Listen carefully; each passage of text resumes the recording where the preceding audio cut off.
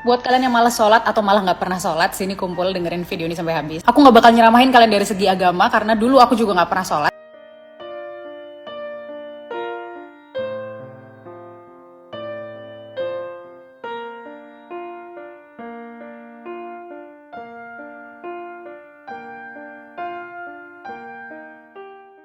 Ini aku mau cerita spiritual journey-ku dari aku yang nggak pernah sholat jadi ketagihan sholat. Niatku di sini biar kalian nggak perlu menempuh perjalanan sepanjang dan sesulit aku supaya ketagihan sholat. Siapa tahu kalian cuma denger ceritaku ini aja terus terinspirasi. Jadi dari kecil aku tuh males banget sholat. Dulu aku tuh sholat kalau lagi ada maunya doang kayak UNAS lah. Kalau mau ujian aja aku tuh baru tahajud. Tapi udah habis tuh beres nggak sholat. Selama ini karena dulu jarang sholat, aku setiap ada masalah tuh lari ke temen-temen atau aku nyari pelarian lain. Pokoknya nggak sholat aja. Sampai kalau kalian pernah dengar namanya istidraj, itu kalian dikasih nikmat dunia sampai terbuai. Terus habis itu kalian dikasih cobaan yang bener-bener kalian sampai nggak bisa ngapa-ngapain lagi. Nah pertengahan 2023 aku tuh dikasih cobaan kayak gitu yang sampai aku benar-benar nggak bisa kemana-mana lagi. Mau cerita ke teman-teman tuh aku malu, mau cerita ke mami nggak mungkin. Dan intinya waktu itu masalah itu aku hadapin sendiri dan aku benar-benar sendirian banget, helpless banget. Betul itu kan puncak cobaanku di 2023. Sebelumnya aku tuh udah banyak banget pelarian, kayak aku pernah melukat lah, aku pernah apa, aku pernah healing ke sana kemari, pernah udah ke psikolog segala macam. Sepanjang 2023 tuh aku pernah juga saking stresnya nggak bisa tidur kalau nggak pakai obat tidur. Terus aku pernah sampai tuh haidnya sebulan penuh saking stresnya. Nah udahlah suatu hari karena aku udah mentok sama masalahku, itu ibarat malaikat aja kayaknya ngeliatin aku udah kayak mau lari lagi kemana anak ini. Akhirnya aku pengen umroh, dah kan. Kebayang gak lu perasaan gue pas berangkat, bener-bener kayak ya udahlah dengan semua masalah ini ayo berangkat. Terus aku bener-bener benerin semua wuduku, semua sholatku aku pelanin, aku bener-bener dalemin semua bacaannya. Nah setelah aku wudu dan sholat yang bener tuh, aku ngerasa aku jadi agak tenang ya. Nah ternyata fakta menarik yang aku baca-baca, kamu kalau lagi tengah hari terus mukamu kena air dingin itu bisa mengurangi stres. Itulah salah satu manfaatnya wudu. Nah pas aku sholat yang bener juga, sebenarnya kamu pas baca Al-Fatihah kan antar ayatnya tuh harus ada jedanya kan. Nah jadi aku nafasnya tuh tenang kayak.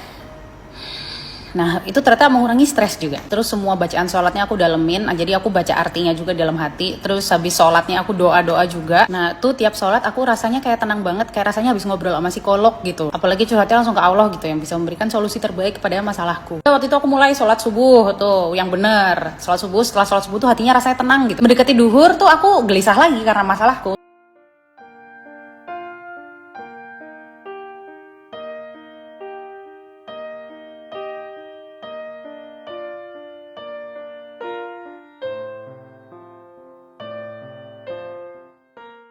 Coba aku aja nggak nyangka aku tuh bisa sholat 5 waktu. Jadi kesimpulannya untuk kalian yang sama kayak aku dulu nggak ngaruh kalau diomongin sholat itu kewajiban lalala tuh pasti masuk kuping kanan keluar kuping kiri. Aku tuh ternyata baru ketagihan sholat pas aku tahu bahwa sebenarnya aku yang butuh, bukan karena ya aku sendiri yang butuh. Gue stres kayak gini nyari pelarian kesana kesini. Ternyata sebenarnya tuh kita sehari udah dapat 5 kali jatah curhat gitu, tapi selama ini nggak pernah aku ambil jatahnya. Ngeyel aja nyelesain masalah-masalah hidup sendiri, akhirnya kalang kabut sendiri. Ya itu sih sebenarnya masalahku nggak langsung selesai, cuman at least kayak diarahkan gitu. Jalannya ini loh iya. Terus aku menjalaninya juga lebih tenang karena kan udah minta backingan tolong sama yang maha kuasa gitu. Terus dulu juga aku sering merasa sendirian, habis itu setelah sholat, oh iya aku tuh nggak sendirian ternyata. Ini penting juga kalau kalian mau mulai sholat terus kalian masih bingung, aduh dosa aku masih banyak banget, nanti sholat diterima nggak ya? Udah sholat dulu aja, nggak usah nungguin nggak punya dosa dulu baru nggak sholat. Soalnya kalau manusia nungguin nggak punya dosa dulu baru sholat atau doa ya neraka penuh.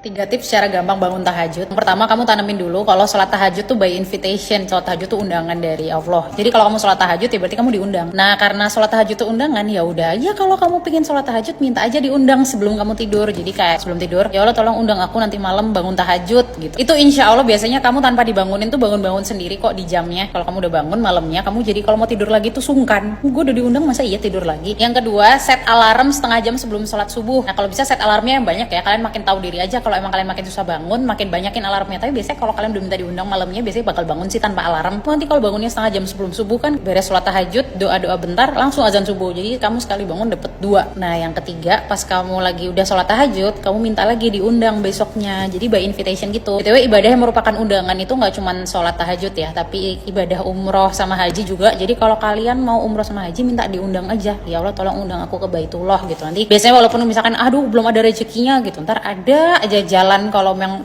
Allah sudah mengundang ya, karena entah diberangkatin orang lah atau ntar ada aja jalannya.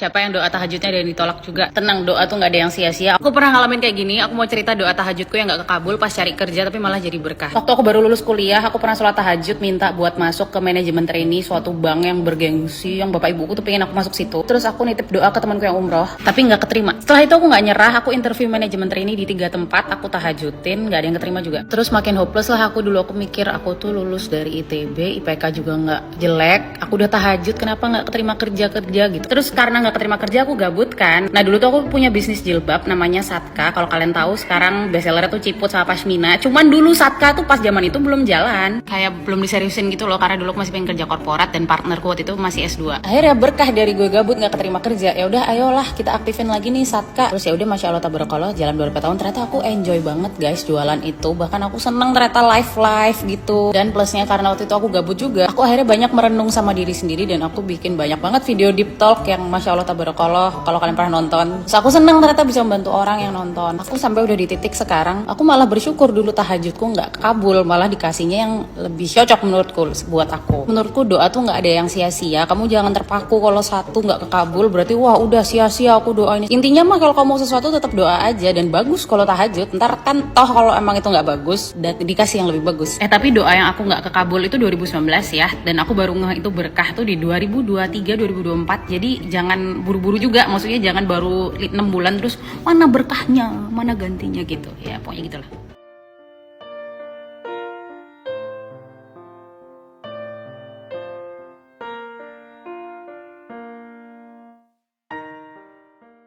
Kalau kamu lagi ngalamin cobaan yang berat banget, dengerin video ini sampai habis. Ada satu doa yang pernah aku praktekin yang bisa membantu kondisi kalian. Tahun lalu tuh aku kena cobaan kayak gitu, terus rasanya kayak udah gak ada yang bisa bantu aku lagi. Terus aku nanya temanku yang paling alim lah, doa apa yang bisa bantu aku. Dia kasih aku doanya Nabi Yunus, doa ini la ilaha illa anta subhanaka inni kuntu minaz zalimin. Itu tuh dulu doa yang dibaca Nabi Yunus waktu beliau terjebak di dalam perutnya ikan paus. Nah tapi dulu aku tuh bacanya nggak sekedar baca ya, jadi aku tuh baca sambil aku dalemin gitu. Aku ngebatin gini, ya Allah masa iya Nabi Yunus aja yang di dalam perut ikan paus saja bisa engkau selamatkan, yang dalam laut gitu. Masa iya aku yang ada di apartemen di darat tidak engkau selamatkan? Tolong ini mah. Alhamdulillah akhirnya masalahku tuh waktu itu selesai dalam 1-2-3 hari dengan outcome sesuai yang aku harapkan. Menurutku doa itu powerful banget. Selama ini aku praktekin, baca aja semampu kalian. Kalau aku waktu itu kepepet ya baca 100. Terus ada juga katanya Ustadz Ali Jaber tuh kalau kamu ada hajat baca itu 100 kali selama 40 hari nanti hajatnya dikabul. Tapi kalau itu sih aku belum pernah praktekin ya, tapi siapa tahu ada yang pernah testimoni. Boleh komen di bawah, siapa tahu aku dan teman-teman di sini terinspirasi juga.